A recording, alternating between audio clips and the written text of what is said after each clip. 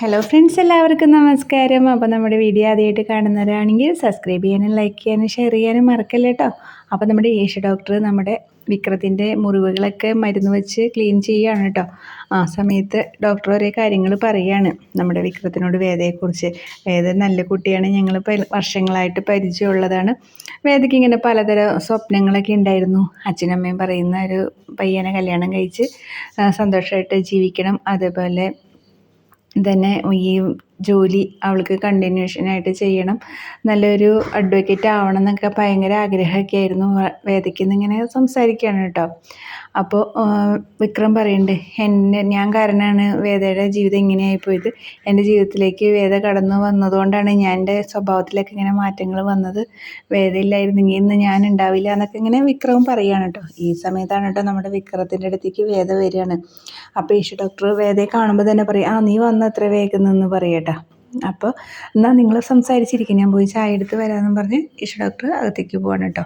അപ്പോൾ വിക്രത്തിനോട് വേദ ചോദിക്കുകയാണ്, എങ്ങനെയുണ്ട്, വേദനയുണ്ടോ എന്ന് ചോദിക്കുകയാണ് കേട്ടോ. അപ്പോൾ പറയും, ഇത്ര വലിയ ബുള്ളറ്റ് കയറിയിട്ട് വേദന ഉണ്ടാകുമെന്നോ? വേദനയല്ല, നല്ല രസമാണെന്നൊക്കെ പറയാണ് കേട്ടോ.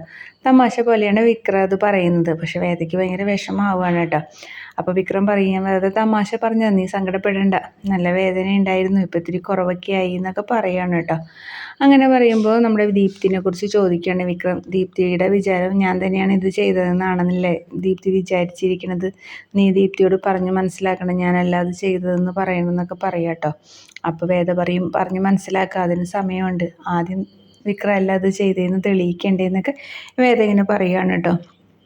പിന്നെ വിക്രം പറയുന്നുണ്ട്, മരിക്കുന്നതിന് മുന്നേ വരുൺ തന്നെ കാണാൻ വന്നതും, എന്നിട്ട് ഈ പൊളിറ്റിക്കും ഈ കാര്യങ്ങളൊക്കെ ഉപേക്ഷിച്ച് സ്വതന്ത്രമായിട്ട് വരണം വിക്രമേട്ട എന്നൊക്കെ പറയുന്ന കാര്യങ്ങൾ, കുറേ കാര്യങ്ങളൊക്കെ വരുൺ വിക്രത്തിനോട് സംസാരിച്ചു.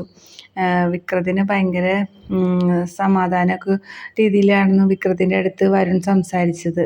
അതുമാത്രമല്ല, വിക്രം ദീപ്തിനെയും വരുണിനെ ഒന്നിപ്പിക്കാൻ ഇവൻ മുൻകൈ എടുത്ത് എല്ലാം ചെയ്തു തരും വിക്രം എന്നുള്ളൊരു വിചാരമൊക്കെ വരുണിനുണ്ടായിരുന്നു. അങ്ങനെ ഇങ്ങനെ കുറേ കാര്യങ്ങളൊക്കെ ഇങ്ങനെ വിക്രം വേദയോട് പറയാണ് കേട്ടോ, വരുൺ പറഞ്ഞതെല്ലാം. അപ്പം അതൊക്കെ കേട്ട് കഴിഞ്ഞ് കഴിയുമ്പോൾ വേദ പറയും വിക്രത്തിനോട്, എല്ലാം ശരിയാവും, എല്ലാം നമുക്ക് തെളിയിക്കാം, താൻ നിരപരാധിയാണെന്ന് ഞാൻ കണ്ടെത്തും എന്നൊക്കെ പറയാണ് കേട്ടോ. അപ്പോൾ അതിക്ക് മുന്നേ ആദ്യം നമുക്ക് പല കാര്യങ്ങളും ചെയ്ത് തീർക്കാനുണ്ടെന്നൊക്കെ വേദ വിക്രത്തിൻ്റെ അടുത്ത് പറയണം കേട്ടോ. അപ്പോൾ ഡോക്ടർ ചായയായിട്ട് വരികയാണ്. അപ്പോൾ ചായയൊക്കെ കുടിച്ച് കഴിയുമ്പോൾ വേദ പറയും, ഞാൻ പോവുകയാണ്, ഇനി ഇടയ്ക്കിടയ്ക്കൊന്നും ഞാനിങ്ങോട്ട് വരില്ല, എന്നെ ചിലപ്പോൾ ആർക്കെങ്കിലും സംശയം തോന്നി എൻ്റെ പുറകെ വരും, അതുകൊണ്ട് എന്തെങ്കിലും ഉണ്ടെങ്കിൽ ഞാൻ ഡോക്ടറെ വിളിച്ച് അന്വേഷിച്ചോളാം, ഇനി അധികമൊന്നും ഞാൻ വരില്ല എന്നൊക്കെ പറഞ്ഞ് വേദ വിക്രത്തിനോട് യാത്ര പറഞ്ഞൊക്കെ പോവുകയാണ് കേട്ടോ. പോകുമ്പോൾ വിക്രത്തിന് ഭയങ്കര വിഷമമാവും വേദ പോകുമ്പോൾ. എന്തായാലും വേദ ഇങ്ങനെ നോക്കും വിക്രം. അപ്പോൾ വിക്രം മനസ്സിൽ പറയും, കഴിഞ്ഞ ദിവസം കണ്ട വേദയല്ല, വേദ ആകെ മാറിപ്പോയി, തന്നോട് ഭയങ്കര സ്നേഹവും കാരുണ്യമൊക്കെ ഉണ്ടെന്നുള്ള കാര്യമൊക്കെ ഇങ്ങനെ മനസ്സിൽ വിചാരിക്കുകയാണ് കേട്ടോ. അങ്ങനെ വേദ പോവാണ്. പിന്നെ നമ്മുടെ ശ്രീനി സാറിൻ്റെ അടുത്തേക്ക് നമ്മുടെ ജോസഫും രാജേട്ടനും വരികയാണ് കേട്ടോ. അപ്പോൾ പറയാണ്, എന്തെങ്കിലും വിവരം വിക്രത്തിനെ കുറിച്ച് കിട്ടിയോ എന്നൊക്കെ ശ്രീനി സാറ് ചോദിക്കുന്നുണ്ട്. അപ്പോൾ പറയും, ഒരു വിവരം കിട്ടിയിട്ടില്ല, എവിടെയാണെന്ന് അറിയില്ല, അവൻ രക്ഷപ്പെട്ടോ എന്നൊന്നും അറിയില്ല എന്ന് പറയാണ് കേട്ടോ. ജോസഫ് ഒരു കാര്യങ്ങളും ഇവരോട് ആരോടും തുറന്ന് പറഞ്ഞിട്ടൊന്നുമില്ല.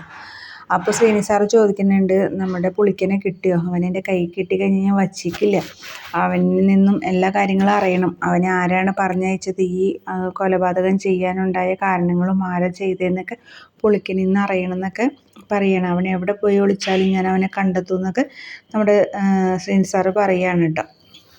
പിന്നീട് നമ്മുടെ മാഷിൻ്റെ അടുത്താണ് കേട്ടോ. മാഷും കമലും കൂടി ഇങ്ങനെ ഇരുന്ന് പറയാം, നമ്മുടെ മോൻ എന്ത് പറ്റി, അവനൊരു ആപത്തുമില്ലാണ്ടിരുന്നാൽ മതിയായിരുന്നു, അവനങ്ങനെ ചെയ്തിട്ടൊന്നും ഉണ്ടാവില്ലല്ലോ മാഷേ എന്നൊക്കെ കമലം ചോദിക്കുകയാണ് കേട്ടോ. അപ്പം മാഷ് പറയുന്നുണ്ട്, നമ്മുടെ വിക്രം ഒന്നും ചെയ്യില്ല, അവൻ രക്ഷപ്പെടും, എവിടെ എങ്ങനെയെങ്കിലും അവൻ രക്ഷപ്പെട്ടു വരും എന്നൊക്കെ ഇങ്ങനെ മാഷ് കമലത്തിനെ സമാധാനിപ്പിക്കുന്നുണ്ട് കേട്ടോ. പിന്നീട് നമ്മുടെ ശ്രീകാന്ത് വേദയുടെ അടുത്തേക്ക് ശ്രീകാന്ത് വരികയാണ് വീട്ടിലേക്ക്. അപ്പോൾ ഇങ്ങനെ ശ്രീകാന്ത് ഓരോന്ന് ചോദിക്കുന്നുണ്ട് വേദയോട്, നീയാണോ അവനെ കൊണ്ടുപോയി ഒളിപ്പിച്ച് വെച്ചിരിക്കുന്നത് എന്ന് ചോദിക്കുകയാണ് കേട്ടോ.